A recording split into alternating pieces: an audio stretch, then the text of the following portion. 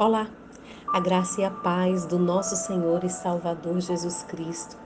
Eu me chamo Anne, sou do Brasil, Rio Grande do Norte e quero, junto com você, compartilhar da poderosa Palavra de Deus em nome de Jesus. Abra o seu coração.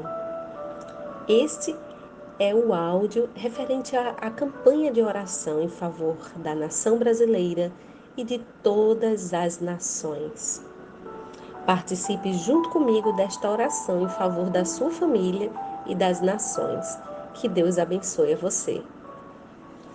Leremos hoje o Salmos 11, que tem por título na epígrafe da King James, Refúgio em Deus. Em outra versão, você pode encontrar Foge para teu monte. Vamos ler. No Senhor eu me refugio. Como podeis dizer-me, foge como um pássaro para os montes? Vê, os ímpios preparam seus arcos, ajuntam com precisão suas flechas nas cordas para atirar ocultamente contra os retos de coração. Se os fundamentos estão destruídos, o que pode o justo fazer? Mas o Senhor está no seu templo sagrado.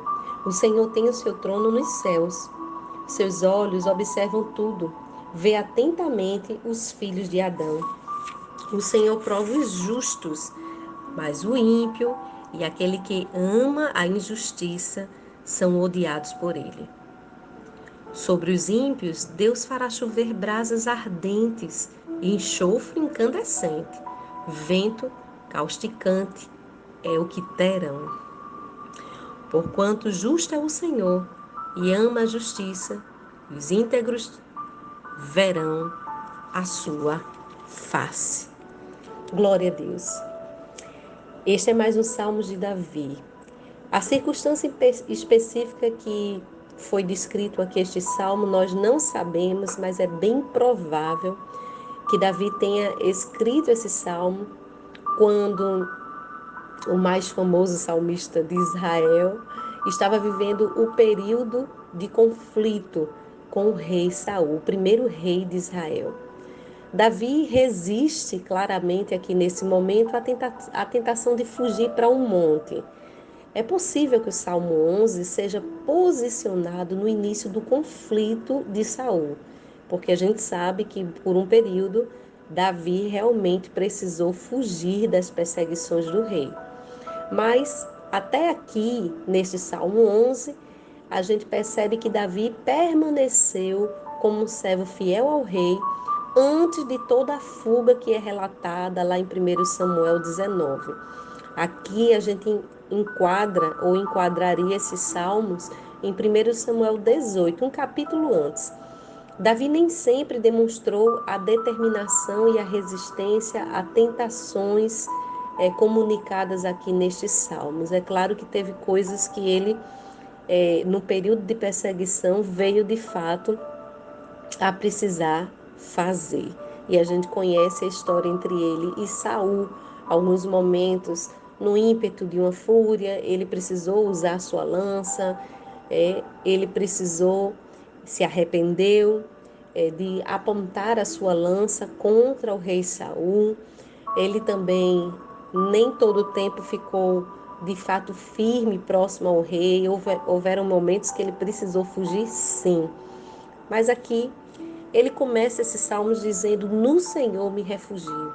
Como pode dizer: A minha alma foge como um pássaro?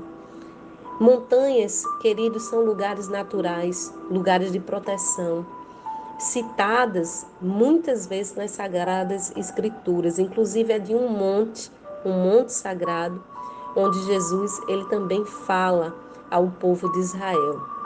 Nessa ocasião aqui, porém, a opção de se esconder no monte seria para Davi um fracasso espiritual. Enquanto Davi ouvia esse conselho de alguém, ele pensou no seu relacionamento com o próprio Senhor. Fugir para quê? Para que fugir para um monte? Fugir poderia necessariamente demonstrar falta de confiança em Deus. Deus escolheu a Davi para ser o próximo rei de Israel. E ele sabia disso, mas as perseguições que ele sofria por Saul e seus servos Não, negam que a promessa divina já estava estabelecida, mas que havia uma guerra contra a vida de Davi. Davi agiria ou pelo medo, que levaria ele à fuga, ou agiria por fé, mas ele não poderia agir de forma inconsequente, ele não poderia fugir como um pássaro apenas pelo seu instinto de autopreservação. É isso que o pássaro faz quando ele se sente em perigo. Ele voa, ele se abriga em lugares ocultos, nos lugares mais altos onde ele não pode ser alcançado por um mal.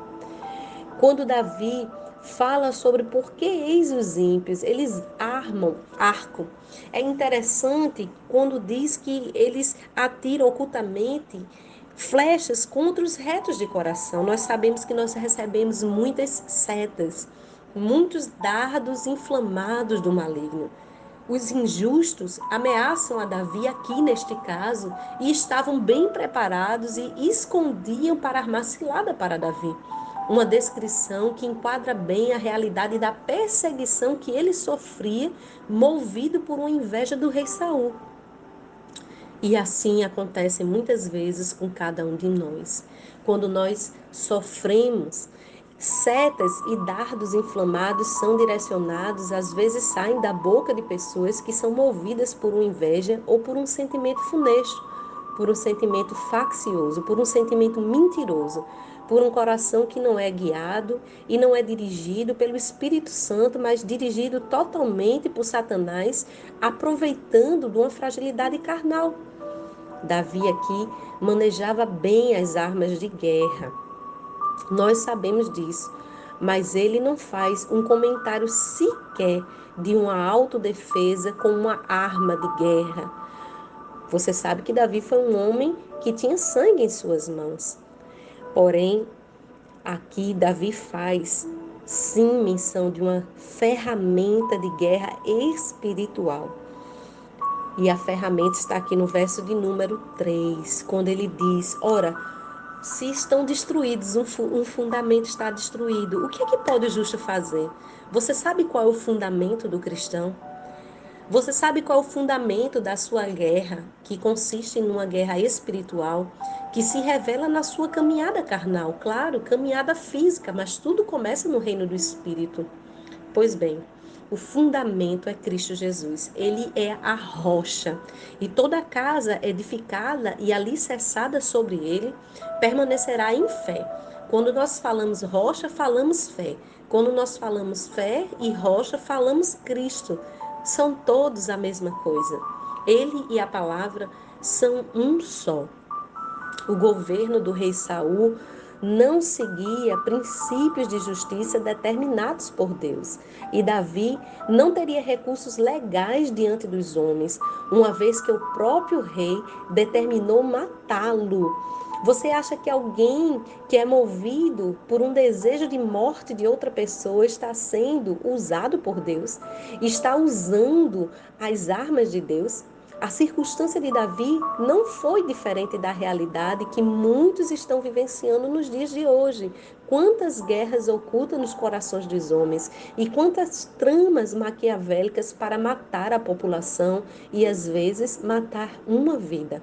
A corrupção, a impunidade de líderes, governantes que destroem fundamentos da fé, literalmente, fundamentos que inclusive oprimem as famílias, fundamentos que tiram o alicerce de uma vida cristã, pervertendo as leis e o direito de todos nós. Pois bem, o cidadão perde a confiança nas instituições, no governo, porque não vê justiça. Não vê justiça aplicada de forma igualitária a todos.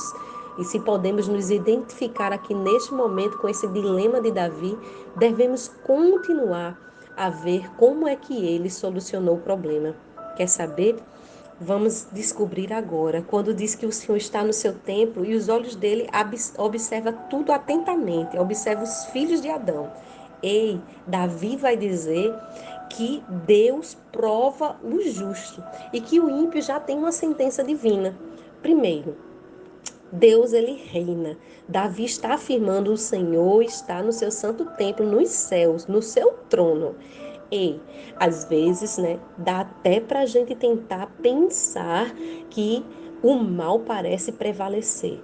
Mas não se preocupe, mesmo quando você não enxerga ou não compreende o ato de Deus, Deus, ele está reinando na sua soberania. Deus vê tudo. Ele observa o procedimento de todos, dos homens injustos e que não vão poder escapar da justiça divina uma hora ou outra. Pode ser que ele escape da justiça humana e continue usufruindo os privilégios alcançados da sua desonestidade. Mas de lá dos céus, Deus está vendo tudo e Deus vai julgar. Ele vai pôr a prova e fazer distinção entre o justo e o ímpio. A gente precisa aprender que Deus, ele rejeita o comportamento da injustiça. Ele chega a odiar não necessariamente o pecador, mas a odiar o pecado, porque ele ama o pecador. Mas Deus abomina, odeia quem pratica o mal, odeia quem pratica a iniquidade.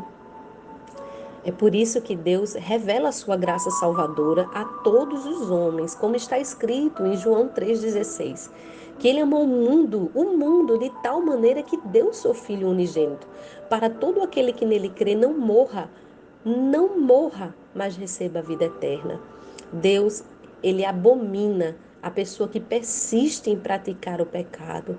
A alma do Senhor literalmente abomina a violência. E aqui a solução está nos últimos versos, quando o Senhor diz que ele ama o justo. Quando a palavra diz: os íntegros verão a sua face. Eu não sei o que você faz no tempo difícil, no tempo de perseguição, para manter a integridade do seu coração. Mas Davi encerra esse salmo com a declaração bem confiante sobre a justiça de Deus. Deus vai punir. Deus vai punir os perversos. A gente não sabe o tempo, mas haverá o grande dia do Senhor. E aqui vai revelar que Deus fará chover brasas ardentes, enxofre incandescente, vento causticante. Nós sabemos que o Apocalipse ainda não chegou, mas de certo virá.